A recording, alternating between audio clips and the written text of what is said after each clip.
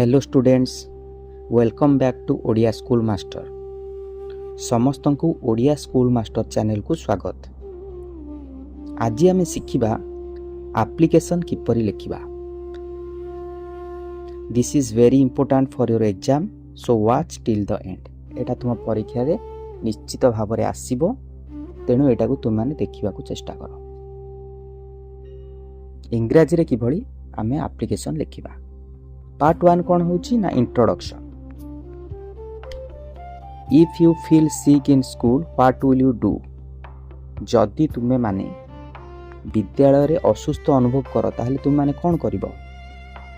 तुमे टीचर किंबा हेडमास्टर को कहिवो, बट हाउ किंतु किपरि कहिवो, ओ प्रक्रिया रे कहिवो ना। आमे साधारणतः आवेदन पत्र बा दरखास्त माध्यम रे कहिबा नै कि by writing an application.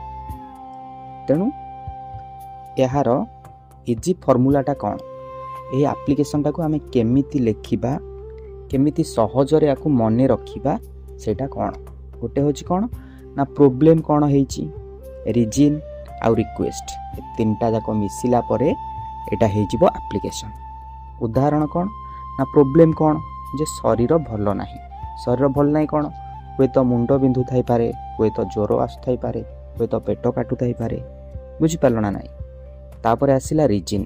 Reason कौन ना जेहेतु तुमरो देह खराब अछि तुमे क्लास अटेंड करि परिबो नाही, नहीं कि। तापरे रिक्वेस्ट। रिक्वेस्ट माने कौन ना छुट्टी देबा पई तुमे अनुरोध करिवो। काउ करिवो ना प्रधान शिक्षक को करिवो। तापर आसिला तृतीय पार्ट कौन ना फॉर्मेट एक्सप्लेनेशन। ये जो फॉर्मेट आमे लेखिबा एटा केमती लेखिबा। प्रथमे कौन ना टू माने कहा को आमे लिखिबा ना टू द हेडमास्टर। तापर आसिला सेकेंड पार्ट कौन आसिला ना सब्जेक्ट। काहे कि आमे एटा लिखिबा, काहे कि ना लीव फॉर रिमेनिंग पीरियड्स, माने आमे अवशिष्ट पीरियड को छुट्टी नेबा पई आवेदन करिबा दरखास्त। तापर आसिला कौन ना रेस्पेक्टेड सर, आ गोटे जो आसिला सम्मानर सहित तुमे जणैबो। तापरे आसिला बॉडी रे कौन ना तुमर प्रॉब्लम आउ रिक्वेस्ट। तुमर ए असुविधाटा हेची, तुमे क्लास रे पाठ पढ़ा रे मन दे पारुनो, तेणु तुमे अनुरोध करूच विद्यालय रु छुट्टी नेबा पई अवशिष्ट पीरियड पई। तेणु क्लोजिंग रे कौन हबो ना लिखिबो योर्स ओबीडिएंटली, तापरे तुमर ना लिखिबो। बुझी पाइल ना नाही। ताहले आसो वर्तमान आमे गोटे एप्लिकेशन लिखिबा, जा द्वारा तुम माने जानि परिबो।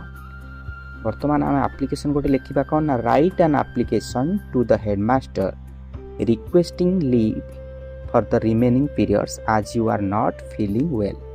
आम एटा केमिति लिखिबा। प्रथमे कौन लिखिबो, मु जेमति लिखुची सेमति लिखिबो। वर्तमान आमे गोटे सुंदर सहज आउ सरल उपाय रे एही एप्लिकेशन टी को लिखिबा केमिति देखो to the headmaster Ravenshaw girls high school Cuttack Odisha. एटी तुम मानकर स्कूल ना तुम लिखिबो। तापर आसिला through the class teacher. Subject leave for remaining periods. तापर आसिला respected sir, I beg to say that I am not feeling well today, so I am unable to attend the remaining classes. Kindly grant me leave for the rest of the periods today. I shall be thankful to you. Yours obediently, Chinmay Rautray, class IX, section A, roll number 1. Eighty तुम मानकर निज ना लिखिबो। बुझी पारल ना नाही। एटा गोटे छोटो एप्लिकेशन टे थिला।